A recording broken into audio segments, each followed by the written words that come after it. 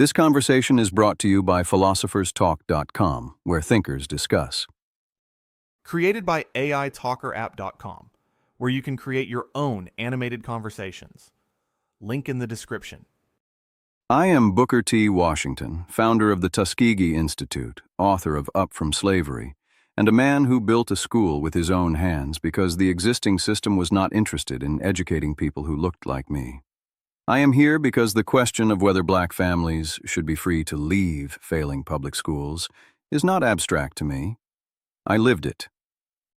I am Woodrow Wilson, 28th President of the United States, former President of Princeton University, and architect of the progressive vision for American public institutions. I have spent my career studying how institutions can be reformed, professionalized, and improved from within. I believe the public school system is the great equalizer, and I am here to argue that abandoning it is a mistake this country cannot afford. Well, that is a fine introduction, Professor Wilson. I notice you mentioned Princeton and the presidency and your progressive vision, but you left out a few items from your record. We will get to those in due time. For now, let me start with the simple version of my argument. Right now, in Texas, nearly 100,000 families have applied for education savings accounts to take their children out of public schools. 17% of those families are black. Those parents are not making a political statement. They are making the same decision I made in 1881 when I arrived in Tuskegee, Alabama, and found that the state of Alabama was not going to educate black children properly. I did not file a complaint. I did not write a letter to the governor. I built a school. And I admire what you built at Tuskegee. I genuinely do. But your approach was born of a specific historical moment when public institutions were openly hostile to black Americans. We are no longer in that moment. The public school system today is imperfect. I grant you that. But it is reformable. You do not abandon an institution because it is failing. You fix it. You professionalize the teaching corps. You raise standards. You hold administrators accountable. Vouchers do not fix public schools. They drain resources from public schools and give them to private institutions with no accountability whatsoever. No accountability. That is an interesting phrase coming from a man who ran Princeton University.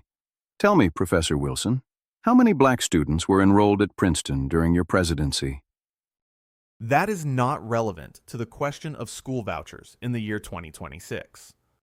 I think it is very relevant. You are telling black families to trust the public institutions and work to reform them from within. I'm asking you what happened the last time black Americans trusted you to run a public institution. You did not reform Princeton for black students. You did not even let them in the door. Princeton in 1902 operated within the norms of its era. I was focused on curricular reform and governance structure, not on matters of admission policy that were determined by broader social forces. You are conflating two separate issues. I am not conflating anything. I am illustrating a pattern. You tell people to trust the system. You run the system. The system does not serve them. And then you call it broader social forces, as if the man in charge had nothing to do with it.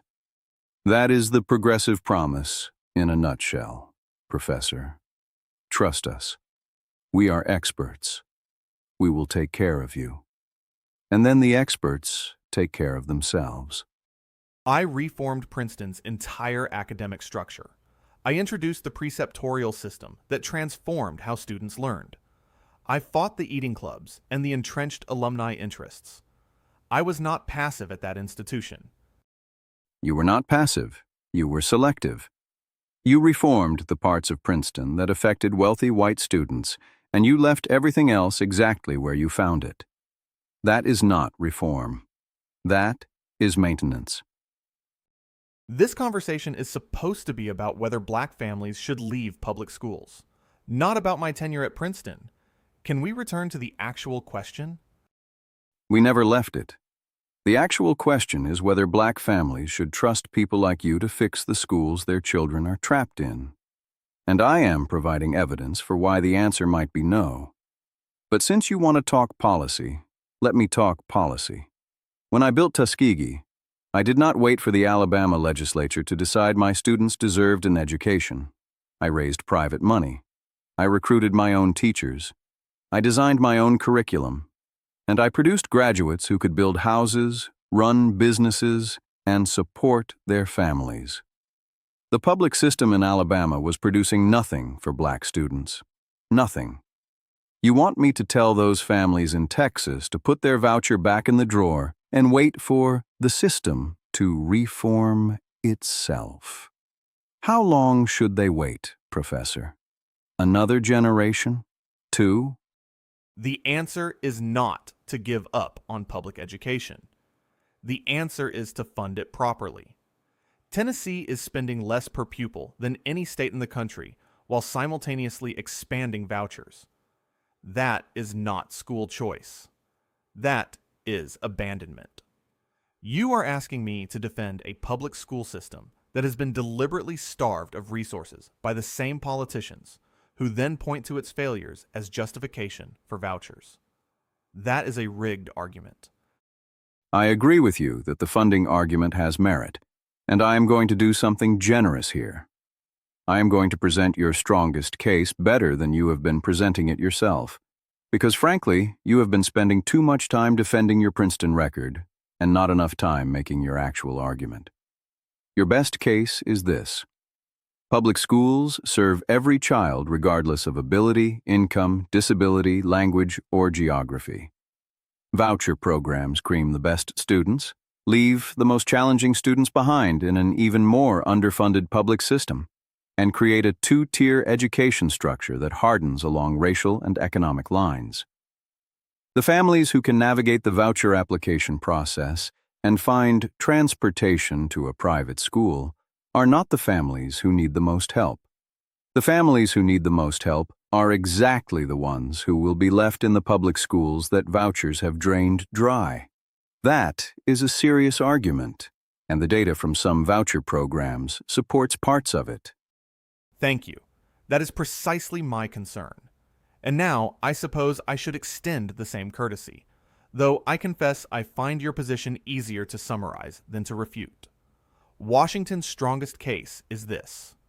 The public school system in America was not built to serve black children.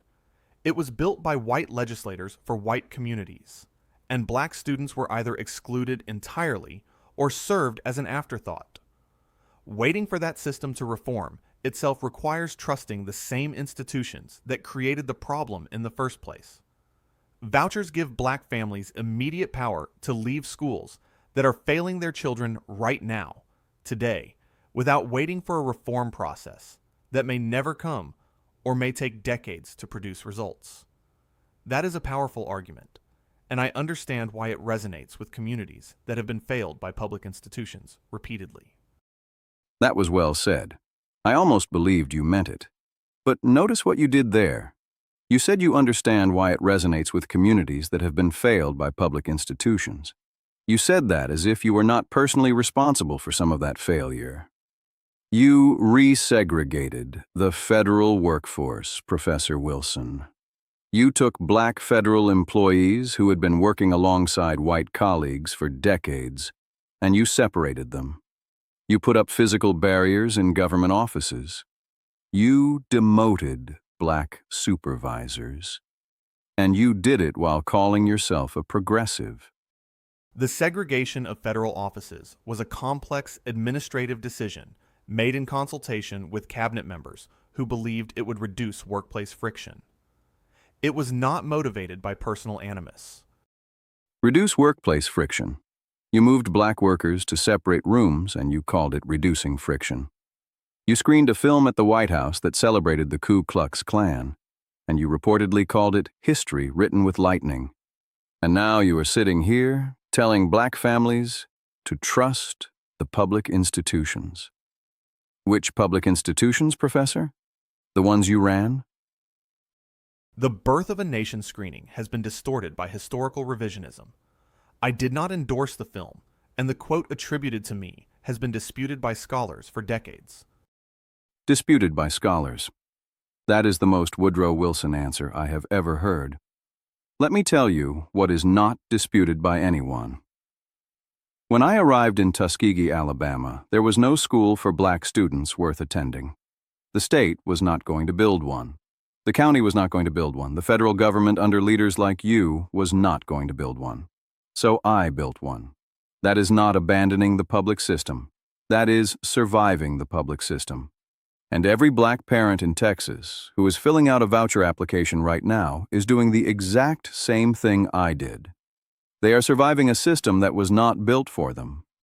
And when those voucher dollars flow to private schools that are not required to serve students with disabilities, that are not required to hire certified teachers, that are not required to follow any curriculum standards whatsoever, what happens then?